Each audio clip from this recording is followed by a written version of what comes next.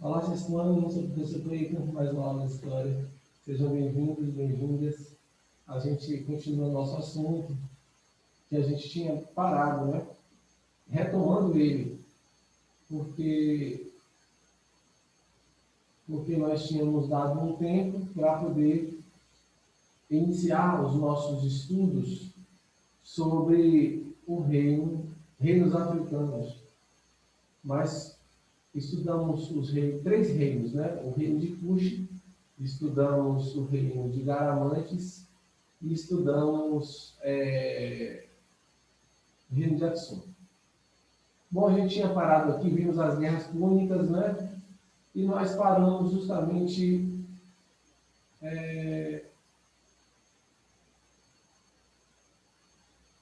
aqui. Crise da República é o nosso assunto de hoje. Então, nas aulas anteriores de Roma, nós estudamos aí sobre a escravidão, nós estudamos as rebeliões dos escravos, entre elas citamos Espartacus, né, uma grande rebelião desse período. Estudamos também sobre as reformas que os irmãos Caio e Tibério Graco tentaram implementar na Roma Antiga, para tentar equilibrar um pouco as desigualdades sociais, né, as injustiças sociais.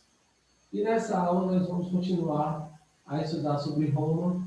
Voltando a estudar sobre Roma, vamos falar sobre a crise da República, não é? Os conflitos internos e o poder dos militares.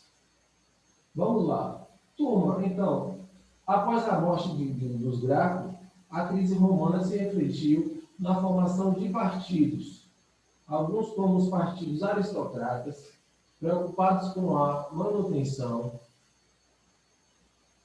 da ordem existente. Outros, como os partidos populares, ansiando por reformas, destacando-se o general Mário, bom dia, defensor da plebe, e o general Sila, defensor dos conservadores. Então, vamos estudar hoje sobre os militares do poder, né? Até porque, o que aconteceu? Depois das tentativas, né, dos irmãos Caio e Tibério Graco em fazer a reforma agrária, nós estudamos lá nas outras aulas anteriores, reforma agrária quer dizer o quê? Consistia na distribuição de terras públicas para os menos favorecidos, nessas terras conquistadas de guerra. Mas, infelizmente, Caio e Tibério Graco não conseguiram amenizar as injustiças sociais e foram assassinados. Nesse período, então, criou-se uma série de crises realmente, que era quase que uma guerra civil. E o que dá possibilidades de destacar alguns personagens que eram do exército. Lembra que a gente estava estudando sobre expansionismo romano? O exército tinha o quê? Tido êxito, né, nas conquistas. Então, o exército passava por uma reestruturação, porque tudo em Roma, o que garantia o funcionamento de Roma, turma, era justamente o exército. Porque o exército forte fazia o quê? As guerras conquistavam mais terras, conquistavam escravos para poder trabalhar, porque lembrem-se, que no mundo greco-romano, a base dele era o trabalho escravo.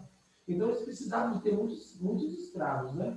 Senão, eles tinham problemas com isso, porque tinham que produzir muito, porque a população era muito grande. Então, eles precisavam de um exército forte. E esses exércitos estavam sendo bem-sucedidos nas suas conquistas. E aí surge o nome desses personagens, que é Caio Mário e Sila. Não é? Primeiramente foi o governo de Mário, que é eleito cônsul por 6 vezes consecutivas, conseguindo transformar o exército, que era privilégio dos cidadãos em um exército assalariado. Os soldados recebiam um soldo, uma participação dos espólios nas conquistas de guerra, né? E após 25 anos de carreira, um pedaço de terra. Então, aí, primeiramente, tem esses generais que eram vitoriosos, que desfrutavam de grande popularidade, né? Por causa dessas conquistas deles, Eles utilizavam, então, esse sistema de fidelidade aí. Fidelidade dos soldados para se ascender a uma carreira política. E aí eles acabaram dando golpe e tomando o poder para eles, não é? E um desses generais foi o primeiro, que é Mário. Esse aqui que a gente está falando, ó. Mário. E quem que era Mário, turma? Mário. Caio Mário, ele, como a gente estava falando aqui, né? Na vida desse trechinho aí.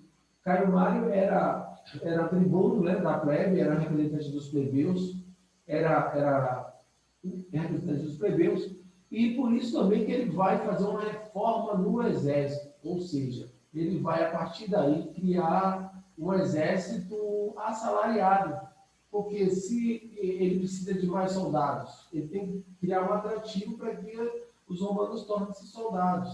Então, era uma oportunidade também. Isso vai abrir mais possibilidades para trabalho na Roma antiga, e o que vai também... essa política não vai agradar todo mundo, claro, como não agradou lá Caio e Tibério Graco, que acabaram sendo mortos, não é? Então, Caio Mário, ele tinha uma imagem muito forte, um grande apoio popular, porque ele acabou olhando para os menos favorecidos e elaborando essa reforma no Exército, né? Fundamentais para o quê? Para a criação do Exército profissional. Era um Exército profissional, que é o grande legado deixado por Caio Mário. Mas acentuou-se, então, uma rivalidade muito grande, uma disputa entre Caio Mário e Sila. Sila era outro general do Exército, era representante dos patrícios, está vendo? Os patrícios, como sempre, não ficavam satisfeitos quando a plebe era assistida. Não é? Quando tinha alguém que fazia algo pela plebe. Então, ele vai se destacar como um opositor ao governo de Caio Mário, e vai iniciar-se, então, uma guerra civil. Mas quem era Sila? Quem era esse tal de Sila? Ele era o representante dos patrícios, como está falando, né? Representante dos patrícios, e vai se destacar-se aí pela forma como ele reprimia os movimentos sociais. Então, o Senado vai apoiar Sila. Por quê? Porque ele não quer que os plebeus conquistem a ascensão. Então, nesse aspecto, o Senado vai se unir a Sila para derrubar Caio Mário. Então, a rivalidade entre Sila e Mário vai gerar o que, turma? Uma guerra civil. Rivalidade entre Sila e Mário gera essa guerra civil, ó, que acabou com a morte de Mário, nesse confronto, né? Mário acabaria morto. Conflitos internos aí entre Sila e Caio Mário, né? E Caio Mário. Aplicação de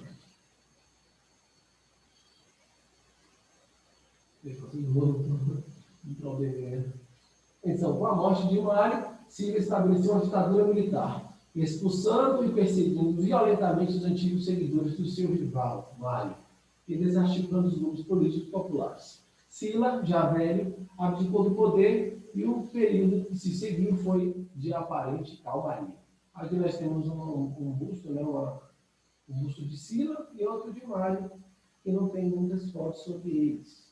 Então, aí foi o período, então, desse embate entre os militares, né? E aí, depois que Sila se retira do Senado, né, que ele também era membro do Senado, ele vão permanecer alguns conflitos poucos, mas logo uma calmaria vai estabelecer-se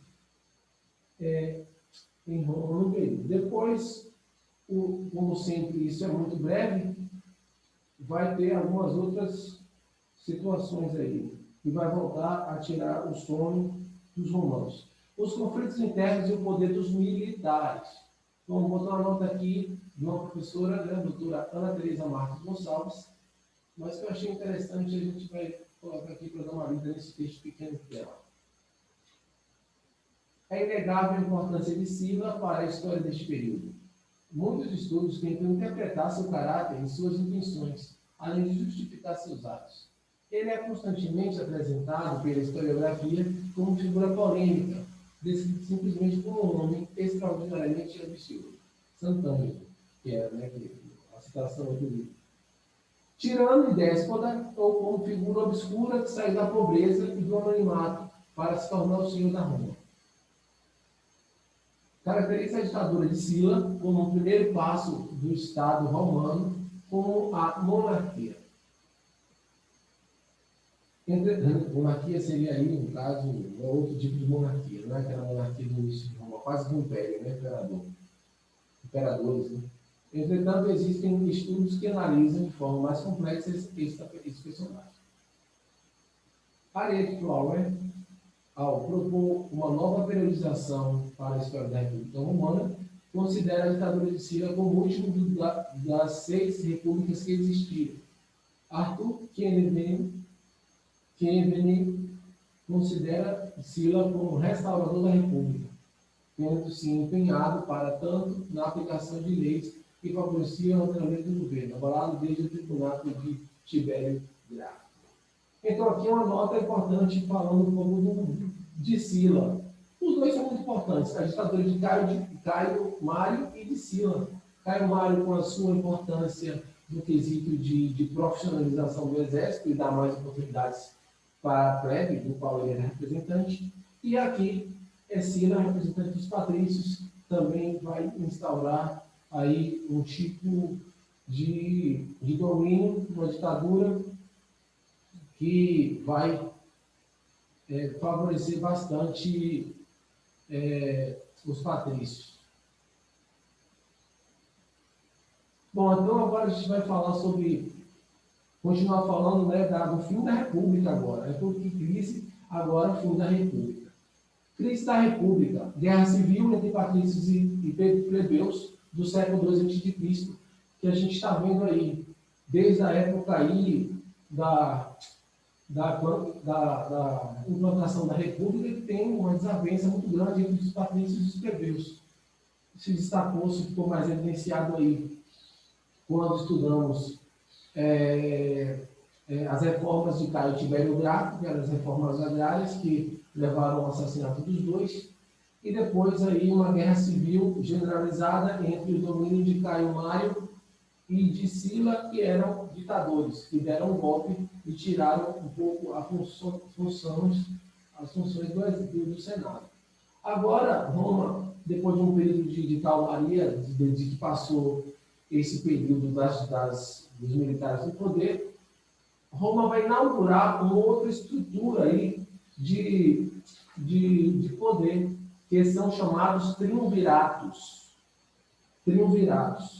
Né? Então, vai existir aí 2 triunviratos, o primeiro triunvirato de Roma e o segundo triunvirato. Os triunviratos são formas de governos que até então Roma não conhecia.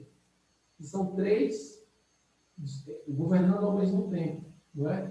Então, vamos falar hoje sobre o primeiro triunvirato. O primeiro triunvirato tinha Júlio César, Crasso, Pompeu, que governaram sem a participação do Senado, em 60 anos antes de Cristo. Aí depois vamos estudar também sobre o assassinato de Júlio César, em 44 a.C., e depois vai formar-se um novo triunvirato, que é Marco Antônio, Caio Otávio e Pompeu.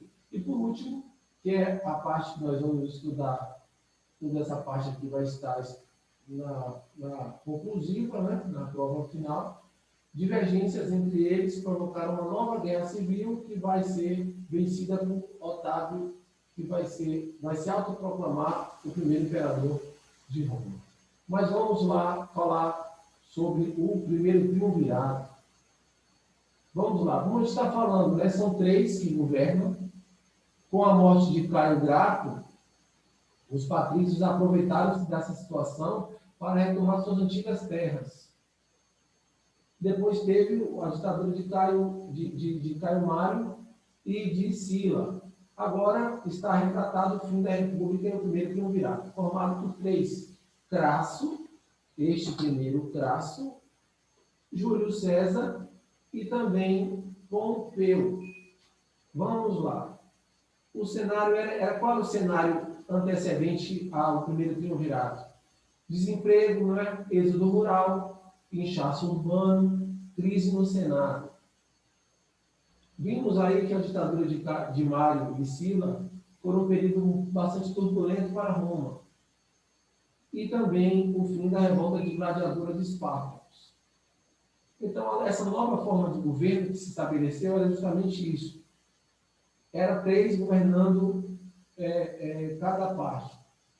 Crasso ficava governando aí a parte oriental, que era a parte que hoje pertence à Turquia. E tinha uma outra parte chamada a Gália, que era uma colônia bastante rica e recém-conquistada pelos romanos. E colocou-se uma figura ainda um pouco desconhecida, Júlio César. E dentre os dois, Júlio César era o mais novo. Júlio César vai ficar com a Gália. E Pompeu, esse aqui, vai ficar com a parte do norte da África e também a Europa. Então, Pompeu fica com o norte da África e a Europa. Júlio César fica, então, com a parte da Gália. E Crasso vai ficar sendo governante da parte norte, né? da parte norte. O que acontece? Em um dado momento, eles governam em paz. Não é? Eles governam na santa paz de Deus, na tranquilidade. Só que vai existir um problema.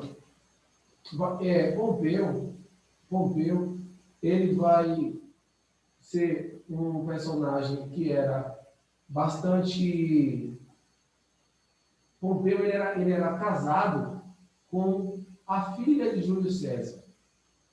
Ele era casado com Júlia. Júlia era filha de Júlio César, uma moça de 20 anos de idade. E que essa moça de 20 anos de idade, Júlia, ela era apaixonada por Pompeu. Professor, não tem certeza que era de 11, não. Oi? Não tem certeza que é a Júlia da nossa sala, não? Ah, não. Ela nem está aqui hoje, né? Ela faltou, ela foi pro médico. Não é ela, não. É a charada dela. Júlia era apaixonada, muito apaixonada por esse aqui, ó, que é Pompeu. Mas Pompeu, Júlia tinha 20 anos de idade. Pompeu, sabe quantos anos tinha? Mais de 70. Tinha idade para ser avô dela. Mas ele tinha 70 anos e ela tinha 20. E ela era apaixonada por ele, gostava muito dele. E casou com ele. Então, o que acontece? O triunvirato é os 3 governando Roma, cada um fica com uma parte, cada um tem a sua importância e o poder é dividido de forma igual entre os 3. Não é? Então, Pompeu é genro de Júlio César. Júlio César é sogro de Pompeu, porque ele é casado com a filha de Júlio César. E também tinha Crasso. Ele era um estrategista militar, alguém muito respeitado em Roma. E ele era alguém que era um estrategista de primeira, assim, ele nunca perdia uma batalha, era alguém que tinha um renome muito grande. Eu estou enviando para o grupo de vocês uma foto aí, abram aí, referente a uma expressão que eu não sei se vocês já ouviram falar, que é o chamado erro crasso. O que foi o erro crasso? É isso aí, ó, que vai aparecer na telinha aí de vocês agora. Alguém gostaria de ler isso aqui? Eu leio, professor. Por favor. É o erro crasso. Vamos lá. Entender o que é. O erro crasso. Todos nós estamos sujeitos a cometer um erro crasso na vida. Do latim crassus, que em português significa gordo ou grosseiro, a expressão erro crasso remete justamente a um erro grosseiro. Porém, há quem diga que a origem da expressão usada com a falha que cometemos vem do governante Licínio Crasso, que, após derrotar o exército de Espartaco e tornar-se parte do Império do primeiro triunvirato de Roma, seguiu ansioso para derrotar o povo parto e conquistar partes da terra do Oriente Médio. Deixando de lado as rigorosas técnicas militares romanas, ele ordenou que suas legiões, compostas de 50.000 homens, atravessassem um vale de pouca visibilidade e sem conhecer a geografia do local. Os partos, em números bem inferiores, aproveitaram seu erro estratégico e ocuparam as saídas do vale, acabando com todos os homens da legião, inclusive Crasso, morto em combate após cometer esse erro imperdoável. Neste caso, o erro crasso lhe custou a vida. É isso.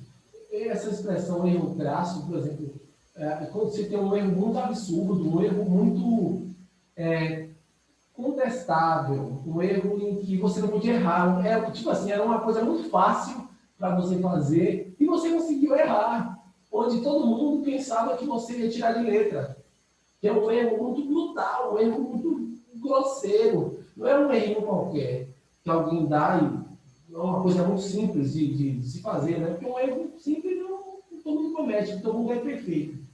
Mas esse erro, para ele, ninguém esperava, porque ele era um estrategista. Então, ele vai calcular numa guerra contra os povos partos que cita aqui, que são os turcos, né?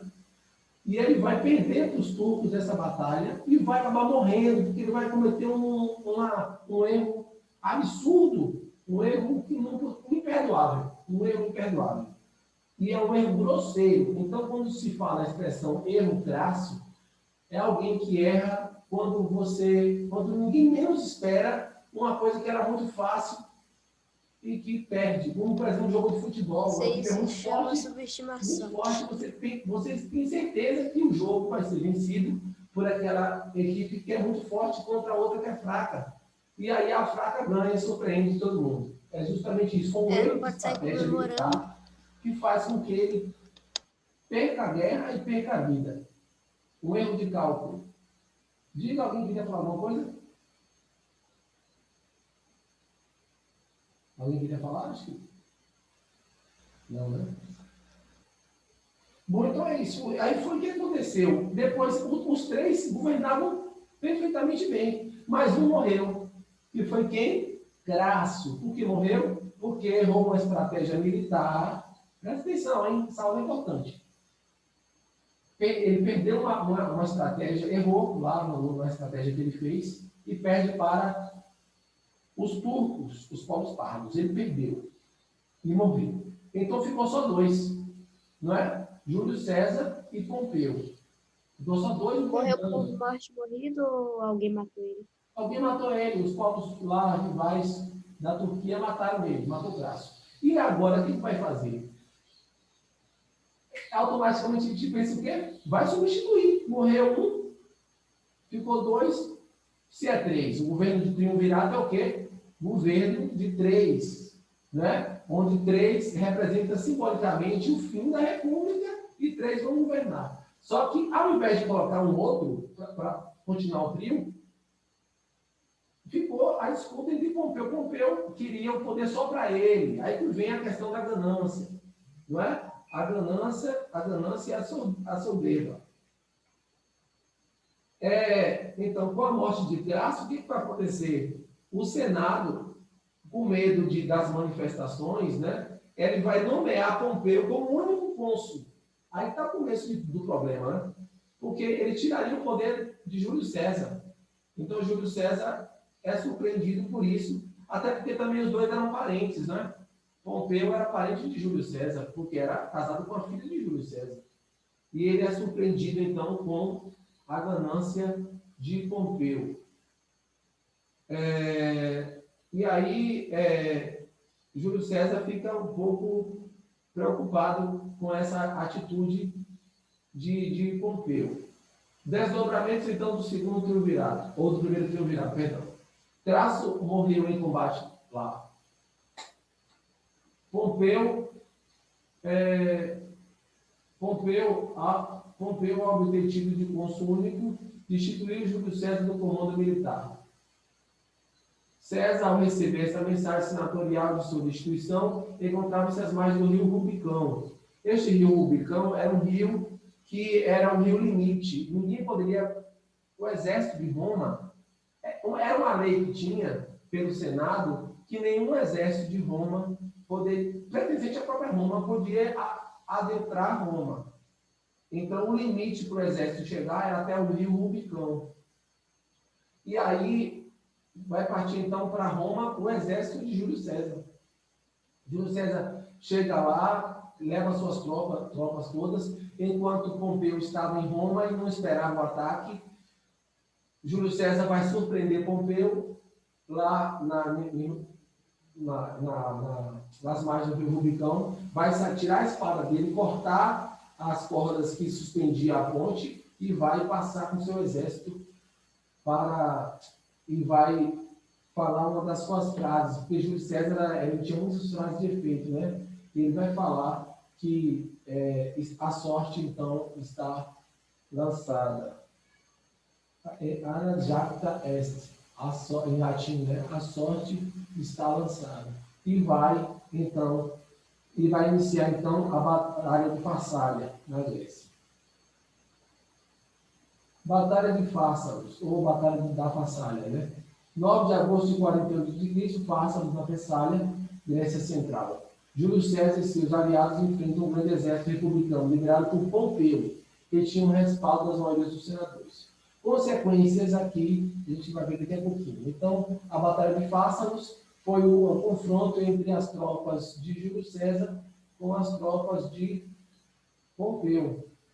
Enquanto isso, crescia no Egito a disputa pelo poder local entre o faraó Ptolomeu e Cleópatra. Turma, o faraó Ptolomeu era um faraó que o Egito era sempre próximo, era parceiro de Roma, não é? E o faraó Ptolomeu era como se fosse um adolescente. Ele não era muito velho, não, ele era novo. E ele era casado com a própria irmã dele, Cleópatra. Cleópatra era irmã de Ptolomeu e era mais velha que Ptolomeu. Então, Ptolomeu era casado com a própria irmã, que é a rainha Cleópatra. Mas eram ambos muito jovens aqui. Então, o que aconteceu? Que Pompeu fugiu de Roma para o Egito. E chegou no Egito, ele encontrou guarita, proteção de Ptolomeu. Júlio César vai desembarcar em Alexandria e apoiar Cleópatra. Então, nesse tempo também, o que acontece? Júlio César queria enfrentar Pompeu e vencer Pompeu, como venceu na Batalha de Fársalos. Só que o faraó Ptolomeu, ele vai assassinar Pompeu. Ele vai matar Pompeu, arrancar a cabeça de Pompeu e enviar para Júlio César. Só que ele vai fazer uma besteira, porque... Que isso? Pompeu era invencível. Sim, Pompeu era quase invencível, porque ele era muito forte, né? Ele era uma pessoa Sim, muito não perdia nenhuma batalha. Ele era grosseirão, não era como Crasso, não, que era bem estrategista. Mas Ptolomeu vai matar Pompeu para poder agradar Júlio César. Ele é um faraó novo, ele é pequeno, ainda é novo. Ele mata Ptolomeu e envia a cabeça de Ptolomeu para Júlio César. Júlio César vai ficar horrorizado com aquilo e vai enfrentar Ptolomeu. Ele vai vingar a morte de Pompeu, que era o rival dele. Por que isso? Porque quem pode matar ou julgar um romano tem que ser apenas um romano. Entendeu? Outro chefe de Estado, outra liderança de outro Estado, não pode fazer isso, porque ia causar uma guerra. Então, Júlio César vai lá, vai ficar furioso com isso, vai matar Ptolomeu e vai instituir a rainha do Egito, Cleópatra. Então, é assim que Cleópatra consegue se tornar rainha do Egito, por intermédio de Júlio César. E aí, o que vai acontecer? Júlio César vai acabar se envolvendo amorosamente com Cleópatra. Tanto é que eles vão ter um filho chamado Cesário. E é isso. Isso, então, é o triunvirato. Na volta de Roma, Júlio César acaba, então, Júlio César acaba com mais prestígio, né, do que nunca. Ele tem mais prestígio do que nunca. Ele vai dar início, então, à ditadura de César. Então, ao assumir o poder, ele vai, como muita autoridade, né, que agora o poder é só dele. Era o que Pompeu queria, mas o feitiço virou contra o feiticeiro. Então, César vai determinar seu caráter absoluto e assim vai limitar o poder do Estado, do Senado, restringir a influência dos antigos patrícios, restabelecer a paz em todo o império, distribuir terras aos soldados, conceder cidadanias, vai criar novas colônias. Então, vai ser um período de muita prosperidade para Roma, não é? Júlio César também vai pretender tornar seus próprios poderes também hereditários, ou seja, passar para os filhos dele, né? O que significava, então, o fim do Senado e da esperança que se restabelecia a República. Diante de tantos incômodos por parte do Senado, o Senado vai, então, tramar contra a vida de Júlio César, não é? E ao tramar contra a vida de Júlio César, no Senado, Júlio César vai ser atacado pelos patrícios, que não queriam perder o prestígio deles, né? Que ia acabar o Senado, eles não queriam isso. Então, Júlio César vai ser surpreendido pelos próprios senadores, atacados, e vai receber 28 facadas. E aí ele vai cobrir uma túnica que ele tinha, né? Quando ele chega no Senado, e um bocado de senadores vai em cima dele para matar, ele cobre o rosto com a túnica e enquanto é golpeado com as facas. Ele vai receber 28 facadas e vai morrer. Mas antes de morrer, ele vai falar a última frase dele, né? Que é uma frase que todos nós conhecemos, que era, ele vai levantar a túnica, estava sendo agredido, ele vai levantar a túnica e vai olhar e vai avistar quem? Brutus. Brutus, que era o filho adotivo de Júlio César. E estava no meio também matando o próprio pai, padrasto, né? E aí ele vai olhar e vai falar espantado, até tu, Brutus. Tipo, até tu que está me traindo também. É uma frase que entra para a história. E essa foi a aula de hoje, onde falamos sobre o período dos militares no poder, as ditaduras de Caio, Mário e de Sila, e falamos também sobre a formação do primeiro triunvirato, que era formado por Pompeu, Júlio César e Crasso. Alguma dúvida? Dúvidas, turma? Questões? Nenhuma. Não, não. É uma história que é muito cheia de detalhes. Eu tentei falar o mais resumidamente possível aqui. E pior, os 3 morreram. Sim, pois é. Os 3 acabaram morrendo, né? A gente continua na próxima aula, não temos mais tempo. Fica aqui meu agradecimento pela presença de vocês. Desejo a todos uma ótima semana e um grande abraço. Tchau, tchau, sexto ano. Tchau, professor. Tchau, tchau. Até a próxima aula.